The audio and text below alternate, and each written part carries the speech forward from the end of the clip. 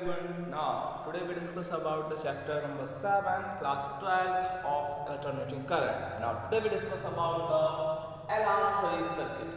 Means जैसा कि हमने पहले सर्किट्स में देखा था, सिर्फ और सिर्फ ओनली अगर resistance, only inductance and only capacitance अगर सर्किट लगा होता था तो हम उसके लिए एक फेज डिफरेंस निकालते थे कि वोल्टेज और करंट में क्या फेज डिफरेंस आ रहा है।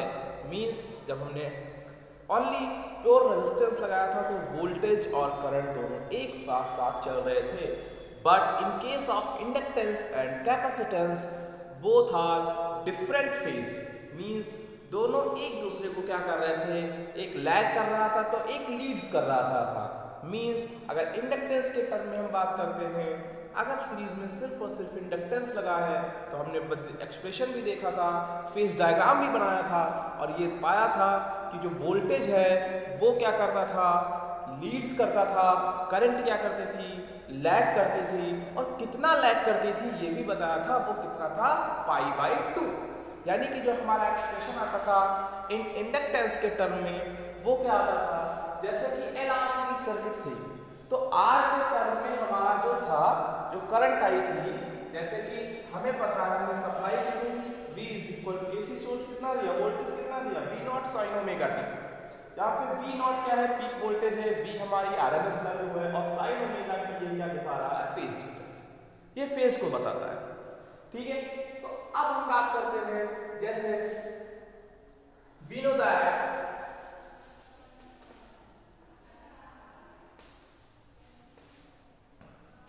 when only resistance in a circuit, यानी कि सिर्फ और सिर्फ जब रेजिस्टेंस लगा था तो क्या आया था, एक्सप्रेशन क्या आया था, करंट क्या आई थी, I = I0 sin omega t। और जब इंडक्टेंस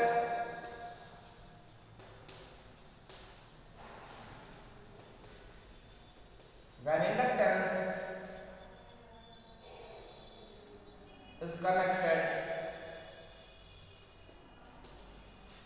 तो क्या था, I = I0 sin omega t -π/2। ये फेज आया था, π/2 का क्या हो रहा था, फेज डिफरेंस हो रहा था। तो यही हम बात करने जा रहे हैं इन दोनों के केस में। यहाँ पे क्या है, सिर्फ sin ओमेगा t है और यहाँ पे -π/2 है। तो जा करते हैं फेजर डायग्राम, और फेजर डायग्राम की हेल्प से हम बताते हैं कि इस केस में, जैसे इस केस में अगर ये हम मान लेते हैं ये I है, इधर I का ग्राफ शो कर रहा है और ये इधर B का ग्राफ शो कर रहा है। ठीक है, तो इस केस में ये हमारा ओरिजिन है। तो इस केस में हमें ये बात आ रहा है कि जब भी हम रेजिस्टेंस लगाते थे, सिर्फ और सिर्फ रेजिस्टेंस लगाते थे, तो उस केस में रेजिस्टेंस और करंट दोनों एक ही फेज में होते थे, यानी कि साथ साथ चलते थे। तो जब यहाँ पे रेजिस्टेंस लगाया है तो उस कंडीशन में करंट साथ साथ चल रही है। Means we can write VR is I and we can write here is VN। ठीक है, this is the voltage of according to inductance and this is the voltage along to resistance। so इन दोनों के phase difference कितना था, 90 degree का था। जैसा कि हमने यहाँ पे बताया 90 डिग्री का फेज है। यहाँ पे देखो करंट क्या है, वोल्टेज क्या कर रहा है, लीड्स करता है, वोल्टेज लीड्स कर रहा है। तो 90 डिग्री से ये क्या है, यानी कि ये देखो करंट है डायरेक्शन में और वोल्टेज क्या है, ऊपर है, यानी कि 90 डिग्री वोल्टेज क्या कर रहा है, लीड्स कर रहा है। मींस ये करंट क्या कर रही है, अगर करंट की बात कर रहे हैं तो करंट क्या करता है, करंट क्या कर रही है, ये लैग्स कर रही है। कितना, 90 डिग्री, π/2 का फेज डिफरेंस दिखा रहा है। तो अब इन दोनों में वोल्टेज, अब नॉर्मल बात लैंग्वेज में हम ये कह सकते हैं कि ये जो वोल्टेज सप्लाई है resistance according to resistance along to resistance, ये कहता है कि हम करंट को अपने साथ लेकर के चलेंगे। मींस ये वोल्टेज अपने साथ लेकर चलना चाहता है। इंडक्टेंस कह रहा हम इसको π/2 में फेज डिफरेंस दिखाएंगे करंट के साथ। करंट π/2 में हमें लैग करेगी, पीछे रह जाएगी। ये कह रहा है पीछे नहीं रहने देंगे, हम उसके साथ साथ चलेंगे। अब इन दोनों में हो गई खटाखटी। तो तो इस फटाफटी को सॉल्व करने के लिए इनका क्या निकालते हैं, रिजल्टेंट। तो इन दोनों का क्या करते हैं, रिजल्टेंट आता है हमारा क्वेश्चन, जिसको हमने लिख दिया V0। अब by triangular law of vector addition, triangle law of vector addition vector form में ये O और यहाँ पे अगर हम नेम ले दें, कोई C नेम ले दें या OA नेम ले दें, तो इसका जो हमारा रिजल्टेंट वेक्टर है वो क्या है, V0। और V की वैल्यू निकाल देना, V ये क्या है, V की वैल्यू में निकाल देना। So V is equal to, we can write V square plus और V R square. Okay, so VL square VL की वैल्यू क्या होगी, VL इज इक्वल टू होता है, VL क्या है, वोल्टेज अलोंग द इंडक्टेंस। तो ये क्या आ जाएगा, I XL का होल स्क्वायर, क्योंकि XL हमारा भी क्या है, रेजिस्टेंस की तरह वर्क करता है, इंडक्टिव रिएक्टेंस, और VR क्या हो जाएगा, I VR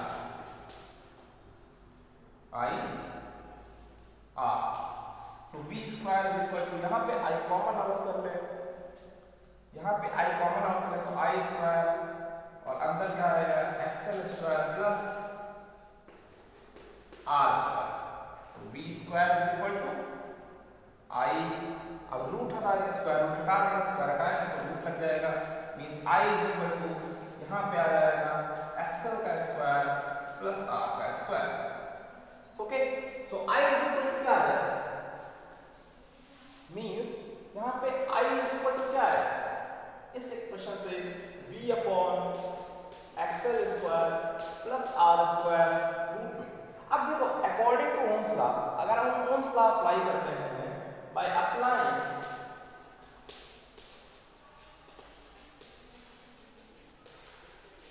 Ohm's law, I is equal to V upon R, तो ये इन दोनों को कंपैरिजन कराते हैं तो ये R is equal to, ये इसी के ये भी क्या है, रेजिस्टेंस की तरह वर्क करता है, बिहेव लाइक अ रेजिस्टेंस।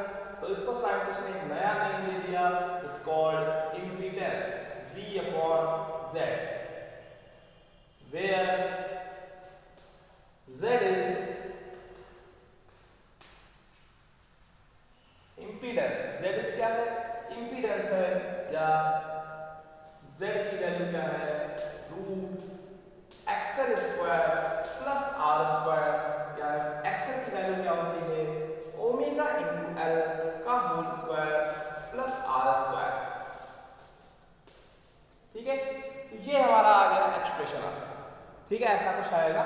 अब इसके टर्म में अगर हम इसको सॉल्व करें, थोड़ा सा अगर हम यहाँ पे एक चीज याद रह गई कि जब इसमें ये 90 डिग्री का फेज डिफरेंस था, तो जो रिजल्टेंट आया, इस रिजल्टेंट का फेज कितना है, वो कुछ हमारा फाई है, वो क्या है, वो फाई है। तो इस फाई की वैल्यू को निकालना है, यानी कि ये फाई कितना होगा उसको निकालते हैं। तो ये क्या है, as a slope, OA as हमारा स्लोप है, तो एज ए ज्योमेट्री के थ्रू क्या आ जाएगा हमारा, tan phi is equal to perpendicular upon base, ये हमारा B है।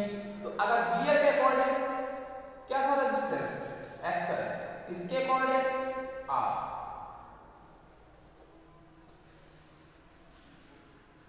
इसके अकॉर्डिंग क्या था, R, ठीक है।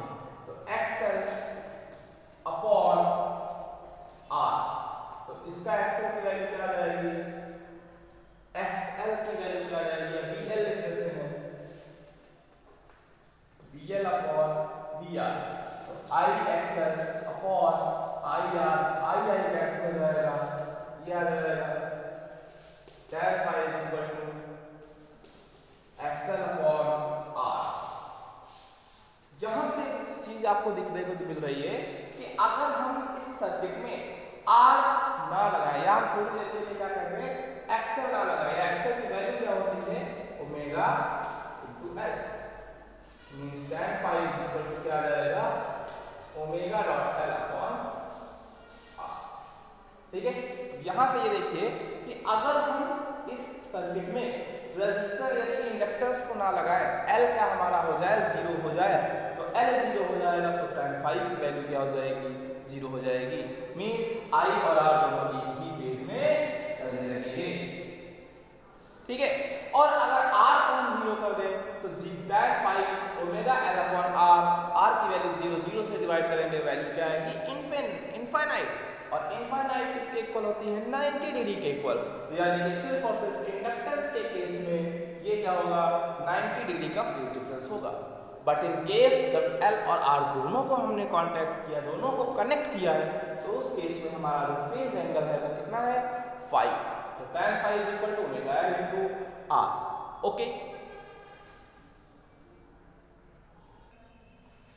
हेलो, नाउ अब हम बात करने जा रहे हैं, जैसा कि पहले हमने बताया था, इससे पहले वाले टॉपिक हमारा क्या था कि LR सर्किट, और अब हम क्या कर रहे हैं इन दोनों को L को रिप्लेस करके हम C को अंदर ला रहे हैं, मींस कैपेसिटेंस और रेजिस्टेंस को साथ साथ कनेक्ट कर रहे हैं। तो उस केस में देखते हैं कि इम्पीडेंस यानी कि Z हमने बताया था इम्पीडेंस आता था, तो इम्पीडेंस के लिए क्या एक्सप्रेशन निकलेगा और फेज एंगल क्या होगा।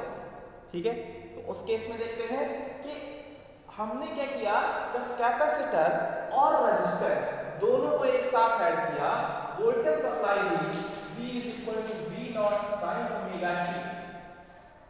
एक बात बताइए, हम इस पर चाहे तो ये दोनों सीरीज में है, VSC और VR या VL और VR दोनों एक टर्म में थे जैसा फर्स्ट और सेकंड में, क्यों हम एक साथ में ऐड कर लेते हैं, जैसा कि हम 10th और 9th में पढ़ते आ रहे थे, 10th और 11th में पढ़ा कि V is equal to V1 plus V2।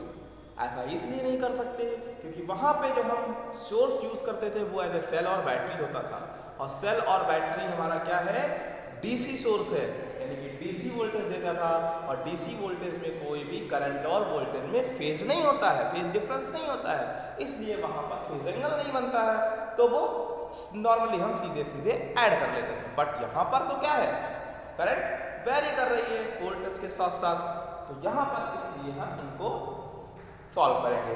ठीक है, देखते हैं हमने क्या कहा,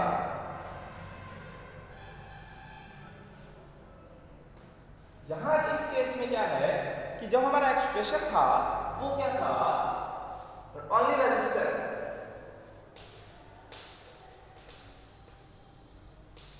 for resistance I is equal to I naught sin omega t।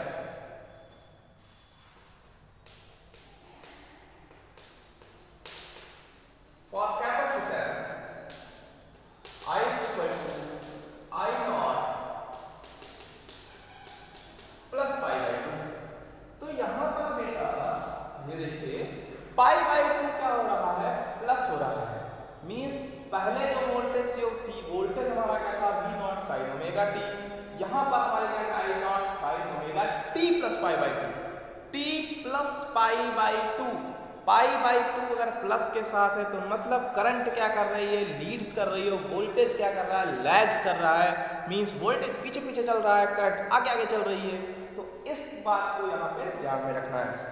तो अब करंट क्या है, पहले वाले केस में क्या था वोल्टेज आगे आगे बढ़ रहा था, करंट पीछे पीछे चल रही थी, तो उस केस में और इस केस में यही डिफरेंस है। तो यहाँ पे क्या है कि जब हमने बताया हमने इसको क्या किया, ये हमारी क्या है करंट I और ये हमारा क्या बताया VR, यानी कि V वोल्टेज है वो भी किसके अलॉन्ग रेजिस्टेंस के अलॉन्ग, तो I किधर जा रही है, बट क्योंकि दोनों एक फेज में है VR और I सब कुछ साथ साथ चल रहा है, तो ये तो करंट इधर जाएगी, इसके अलॉन्ग भी करंट इधर जाएगी क्योंकि 90 डिग्री आगे चल रही है। ये हमारा क्या है DC है, means voltage along to the capacitance, तो ये क्या कर रहा है 90 डिग्री पीछे चल रहा है, कैसा चल रहा है 90 डिग्री पीछे चल रहा है। तो इन दोनों के केस में ये भी यही चाहते हैं, वोल्टेज अलॉन्ग टू रजिस्टर का आता था कि करंट को हम अपने साथ लेकर चलेंगे, कैपेसिटेंस के अलॉन्ग जो वोल्टेज है वो कह रहा है हम करंट को 90 डिग्री बढ़ा कर रखेंगे, यानी कि हम उसके पीछे पीछे चलेंगे, करंट को बढ़ने दो। ये दोनों आपस में नहीं मान रहे हैं, हो गई फाइट, बीच में हम आए, हमने कहा चलो छोड़ो इसका क्या कर देते हैं रिजल्टेंट निकाल लो, दोनों सेटिस्फाइड हो जाओ उससे, तो इसका क्या कर दिया रिजल्टेंट कर दिया, ये आ गया V। अब इस V के लिए हमें क्या करना है, देखना है कि क्या होगा और इसका फेज एंगल क्या होता है। तो हमने ये बता दिया कि इसका फेज एंगल कितना है फाई, इसका फेज एंगल कितना है फाई, मींस ये क्या है, ये जो है ये फाई का है, पहले कितना था 90 था, अब कितना है 5 हो गया, यानी कि फेज एंगल कितना हो गया 5 हो गया। तो अब इसके लिए भी इंपीडेंस के लिए फॉर्मूला निकालते हैं, क्या आता है। तो ये तो हो गया। Same case V is equal to V square is equal to VR square plus VC square। Applying triangular law of vector addition, या हम यहाँ से इस तरह से अगर सबको मिला दें तो हमें ये निकालना है O और A निकालना है। OA निकालने के लिए क्या करेंगे, हम पाइथागोरस का यूज करते हैं, वो भी सही है। तो निकालते हैं, वैल्यू सब्स्टिट्यूट कर दीजिए, IR का होल स्क्वायर IXC का होल स्क्वायर, ठीक है। तो I को कॉमन आउट करिए, अंदर इसको रखिए R square plus XC square upon बाहर भी। So I is equal to V upon root R square plus XC square, और ये भी like behave as a resistance, behaves like a resistance, ये भी रेजिस्टेंस की तरह बिहेव करेगा। R रेजिस्टेंस, XC हमारा रेजिस्टेंस की तरह बिहेव करता है, तो इन दोनों का सम वो भी स्क्वायर रूट में वो भी रेजिस्टेंस की तरह करेगा, तो उसको हमने दे दिया इंपीडेंस में दे दिया। तो I is equal to V upon Z, V upon Z। so इसको यहाँ पे लिख सकते हैं where Z is equal to root R square plus XC square, और XC की वैल्यू क्या होती है root R square plus 1 upon omega C का होल स्क्वायर। ये आ गया। अब निकालते हैं कुछ स्लोप, निकालते हैं स्लोप क्या आ जाएगी।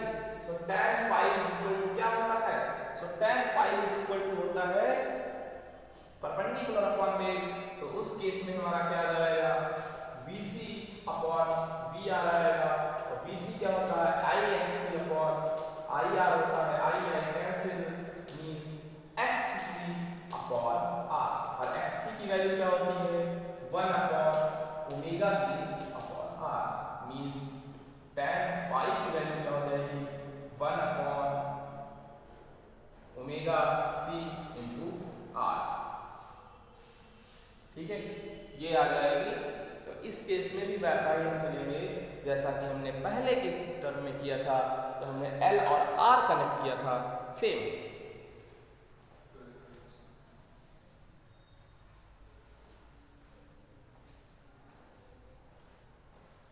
ओके, सो आई होप आपको कोई प्रॉब्लम नहीं होगी यहाँ तक इस LR और CR सर्किट में। अब इसके बाद जो हमारा नेक्स्ट वीडियो होगा वो हम समझाएंगे आपको LCR सर्किट। तो LCR सर्किट के लिए आपको थोड़ा सा वेट करना होगा, देखते हैं नेक्स्ट वीडियो में। यहाँ तक अगर कोई डाउट हो तो आप मुझसे कमेंट सेक्शन में बोल सकते हैं। Thank you.